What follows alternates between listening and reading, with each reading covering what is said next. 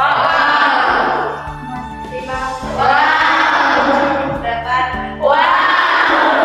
ini kita akan belajar mengidentifikasi kelainan dan penyakit pada sistem reproduksi.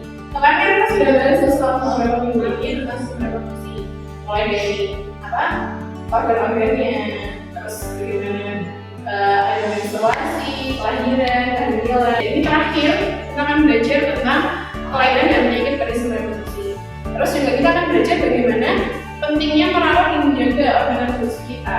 Jadi terakhir juga kita akan belajar tentang perilaku positif dalam pergaulan. Jadi kita harus hati-hati dalam bergaul, harus berperilaku positif biar nanti kita juga dari tadi punya penyakit yang berhubungan dengan sistem reproduksi.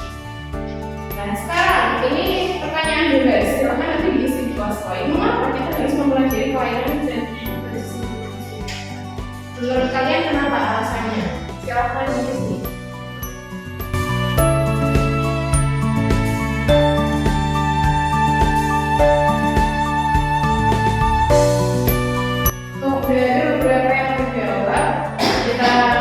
Jawabannya, kakak ikan agar kita bisa memberi batasan dan punya diri kita sendiri. Karena kita itu alasannya, manfaatnya, kenapa kita harus belajar tentang penyakit sistem reproduksi.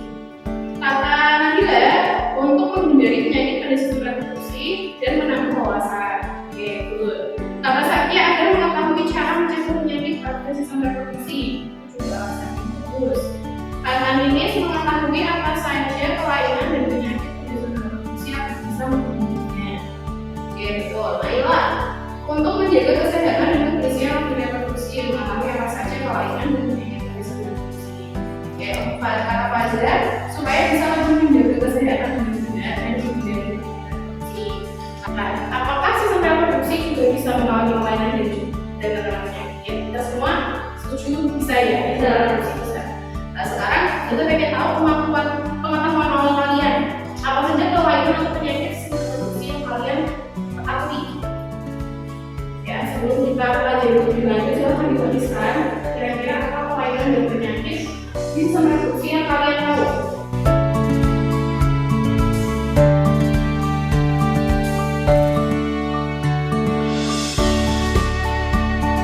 Ini kan prediksi Ustazah dulu ya, jadi kalian banyak yang mungkin kayak AIDS. AIDS itu nama virusnya. Juga imunodeficiency virus, AIDS itu nama penyakitnya. Ya, jadi HIV itu nama virusnya yang menyebabkan AIDS itu nama penyakitnya. Nah, sekarang pertanyaannya, ini sebuah miskonsepsi sebenarnya. Apakah termasuk penyakit yang menyerang sistem reproduksi kira-kira AIDS? Menurut kalian? Enggak. Mari kita coba tonton satu video untuk lebih memahami kita tentang AIDS.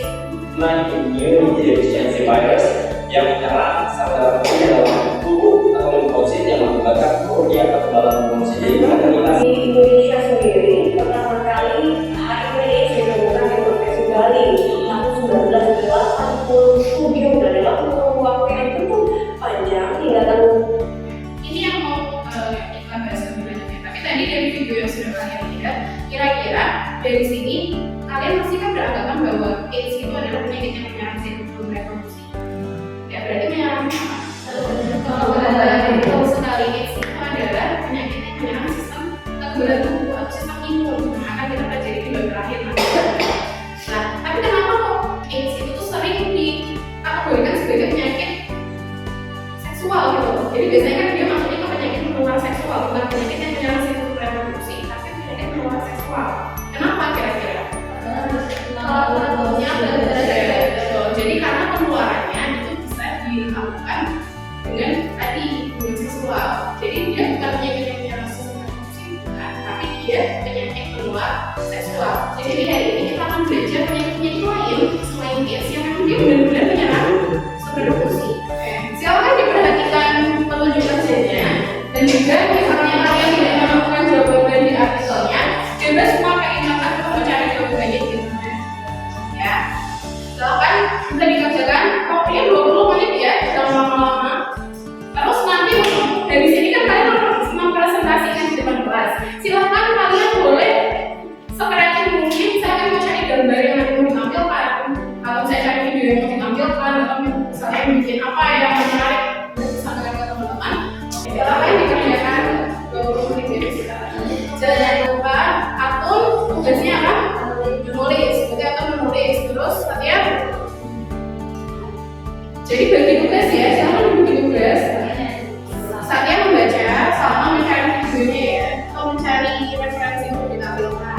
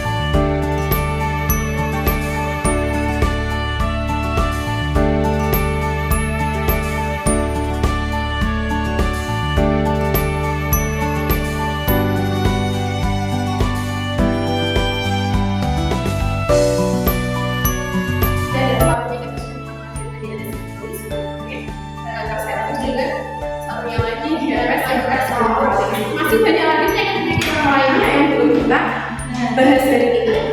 Nah, maka dari itu kita karena sebagai seorang muslim makanya jangan sampai itu tadi mendekati zina, apalagi sama yang paling parah tadi itu mama seksual, nanti efeknya akan kita jadi penyakit kita nggak mau ya gitu. Nah, jadi akhir kata dari Ustazah, kita harus stop pergaulan bebas. Jadi jangan sampai kita ikut-ikutan pergaulan bebas. Kita juga harus bisa memberikan ke teman-teman yang lainnya untuk stop pergaulan bebas. Kita bisa menyebarkan ini, pemikiran ini, stop pergaulan bebas. Pergaulan itu nggak hanya tadi seks bebas aja, macam-macam. Ada rokok, Al-Quran, narkoba, alkohol, pacaran itu menjadi lima. Kalian harus menulis refleksi. Jadi, dalam tulis sebentar. Bismillahirrahmanirrahim.